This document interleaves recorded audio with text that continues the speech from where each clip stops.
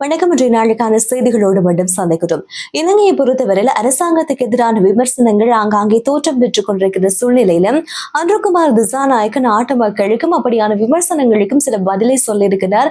அதுல அவர் சொன்ன விஷயம் என்னவென்றால், தம்முடைய அரசாங்கத்தில் அங்க வைப்பவர்களாக இருந்தாலும் யாராக இருந்தாலும் அவர்கள் தவறுகள் செய்திருக்கின்ற பட்சத்திலும் அவர்களுக்கு தகுந்த நடவடிக்கை எடுப்போமே தவிர அவர்களை காப்பாற்றப் போவதில்லை என்பதாக அன்றுகுமார் திசாநாயக் அவர்கள் சொல்லியிருக்கின்றார். அவர் சொன்ன விஷயங்களை மேலும் அவதானிக்கின்ற தருணத்துல மக்கள் எங்கள் மீது வைத்திருக்கின்ற அந்த நம்பிக்கையை ஒருபோதும் சிதைவடைய விடமாட்டோம். 7 தசாப்தங்களாக மக்கள் நிறைய பெரிய அரசியலுக்கு கொண்டு வந்திருக்கின்றார்கள். ஆனால் திடீரென்று மக்கள் மாற்றத்தை விரும்பி 2 முறை தேசிய மக்கள் சக்திக்கு ஒரு மிகப்பெரிய ஆணையை வழங்கி இருக்கின்றார்கள். இந்த நாட்டை முன்னேற்றுவதற்கான நம்பிக்கையை வைத்து எங்களுக்கு ஆட்சியை கொடுத்திருக்கின்ற மக்களுடைய நம்பிக்கையை எந்த ஒரு இடத்திலையும் கடுகளவு கூட நாங்கள் சிதறடிக்க விரும்பவில்லை. எனவே யாரு தவறுகள் புரிந்திருந்தாலும், அது அரசு தரப்பாக இருந்தாலும் தங்களுடைய தரப்புல அங்கம் வகிக்கின்ற யாராக இருந்தாலும் தவறு செய்திருக்கின்ற பட்சத்தில் அவர்களுக்கு எதிராக நடவடிக்கை எடுக்கப்படும், அவர்களை காப்பாற்ற போவதில்லை என்பதாக சொல்லியிருக்கின்றார். 7 தசாப்தங்களாக ஏமாற்றப்பட்ட மக்கள் எங்கள் மீது வைத்திருக்கின்ற நம்பிக்கையை தொடர்ச்சியாக நாங்கள் பாதுகாப்பதற்கான நடவடிக்கைகளை மேற்கொள்வோம் அப்படின்ற விடயத்தை தற்போதைய ஜனாதிபதி இந்த விமர்சனங்களுக்கு பதிலாக சொல்லியிருக்கின்றார். அண்மை நாட்களில் இந்த சபாநாயகருக்கு எதிராக எழுந்திருக்கின்ற விமர்சனங்கள், தற்போது இருக்கின்ற அரசாங்கத்தினுடைய கொள்கை சார்ந்தும் அவர்கள் வழங்கிய வாக்குறுதிகள் இப்ப வரைக்கும் நடைமுறைப்படுத்தவில்லை என்று நிறைய விமர்சனங்கள் அவர்களுக்கு எதிராக சொல்லப்படுகின்ற சூழ்நிலையிலும் அரசு தரப்புக்குள் இருக்கின்றவர்களை காப்பாற்றுகின்றார்களா என்ற விமர்சனங்கள் இப்போது எழுந்து குற்றச்சாட்டுகளாக தோற்றம் பெறுகின்ற நேரம் இந்த பதிலை தற்போதைய ஜனாதிபதி அன்றுகுமார் திசாநாயக்க அவர்கள் மக்களுக்கு தெளிவுபடுத்தி இருக்கின்றார். எதிர்வருகின்ற 15ஆம் தேதியிலிருந்து 17ஆம் தேதி வரைக்கும் ஒரு விஜயம் ஒன்றை மேற்கொண்டு தற்போதைய ஜனாதிபதி அன்றுகுமார் திசாநாயக் அவர்கள் இந்தியாவுக்கு விஜயம் செய்கின்றார். இந்தியாவுக்கு விஜயம் செய்வார் என்ற ஆரம்பத்திலிருந்தே எதிர்பார்ப்பு இருந்த நிலையில முதல் பயணமாக இந்தியாவுக்கு அவர் வெளிநாட்டு விஜயம் ஒன்றை மேற்கொண்டிருக்கிறார். இந்த நேரத்தில் நிறைய விடயங்கள் பேசப்படும் என்று ஒரு எதிர்பார்ப்பு இருந்து வருகிறது.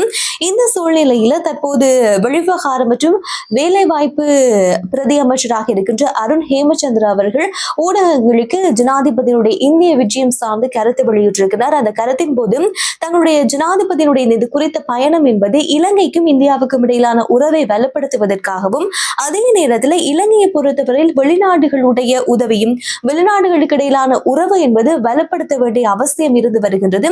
எனவே பொருளாதாரம் சார்ந்திருக்கின்ற விடயங்களுக்கும் சரி, அதே போல வெளிவிவகார கொள்கைகள் சார்ந்திருக்கின்ற விடயங்களை விரிவுபடுத்த வேண்டிய தேவை இலங்கைக்கு இருந்து வருவதாகவும், இதையெல்லாம் உள்ளடக்கித்தான் இந்த பயணம் அமையும் என்பதாக அவர் சில தெளிவுபடுத்தல்களை வழங்கியிருக்கிறார். எவ்வாறு இருந்தாலும் ஒரு முதல் பயணத்தை அன்றுகுமார் திசாநாயக் அவர்கள் மேற்கொண்டு இந்தியாவுக்கு செல்கின்றார். இந்தியாவுக்கு போற நேரத்தில் கண்டிப்பாக மிகுதியாக இருக்கின்ற நாட்களும் இலங்கையின் மீது இந்த இந்திய பிரஜை இந்தியாவுக்குமான இந்த பயணம் தொடர்பாக மிகுந்த கரிசனையும் கவனத்தையும் கொண்டிருப்பார்கள்.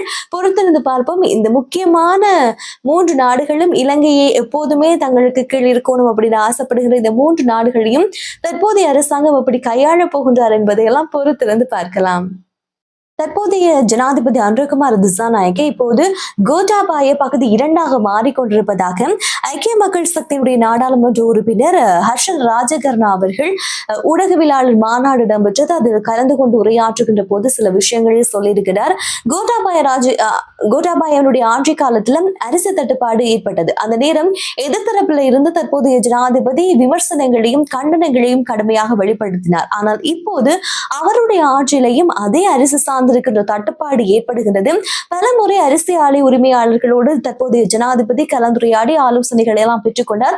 ஆனால் இப்ப வரைக்கும் அந்த நிலைமை சரி செய்யப்படாமல் இருக்கின்றது. அதே நேரம் சபாநாயகருக்கு மட்டும் கிடையாது, அரசில் அங்கு வகிக்கின்ற பல அமைச்சர்களுக்கு இந்த பட்டம் தொடர்பாக சில பிரச்சனைகள் எழுந்திருப்பதாகவும் தற்போது அது பற்றிய தகவல்கள் தங்களுக்கு கிடைத்துக் கொண்டிருப்பதாகவும், எனவே மக்கள் வைத்திருக்கின்ற நம்பிக்கையை தற்போது அரசாங்கம் முற்றுமுழுதாக உடைத்திருப்பதாகவும், கொடுத்த வாக்குறுதிகளை அவர்கள் சரியான முறையில் பின்பற்றவில்லை, நடைமுறைப்படுத்தவில்லை. எனவே இனி வருகின்ற நாட்களிலே தற்போதைய அரசாங்கம் ஆட்சிக்கு வந்திருக்கிறது. எனவே வழங்கி இருக்கின்ற வாக்குறுதிகளை சரியான முறையில் நிறைவேற்ற வேண்டும் என்று தாங்கள் கேட்டுக்கொள்வதாகவும் அவர் சொல்லியிருக்கின்றார்.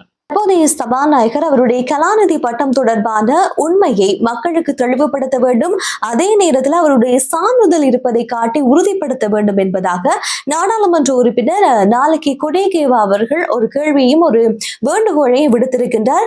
சிங்கள ஊடகம் ஒன்றுக்கு செய்தி வழங்கிய நேரத்தில், ஒரு தொலைக்காட்சியில செய்தி வழங்கிய நேரத்திலே அவர் இந்த விடயத்தை சொல்லியிருப்பார். வெளிநாட்டு பல்கலைக்கழகத்தில் படித்திருந்தாலும் அதை உறுதிப்படுத்துவதற்கான வழிமுறைகள் இருக்கின்றது, எனவே அதை சரியான முறையில் அவர் உறுதிப்படுத்த வேண்டும். அந்த விடயத்தை அவர் செய்யாமல் தொடர்ச்சியாக அமைதி காத்து வருவதாகவும், நாடாளுமன்றத்தில் ஒரு கல்வி சமூகத்தை கொண்டு போய் இருத்த வேண்டும் என்று சொல்லிக் கொண்டிருந்த அரசாங்கம் இப்ப ஆட்சிக்கு வந்திருக்கின்றது.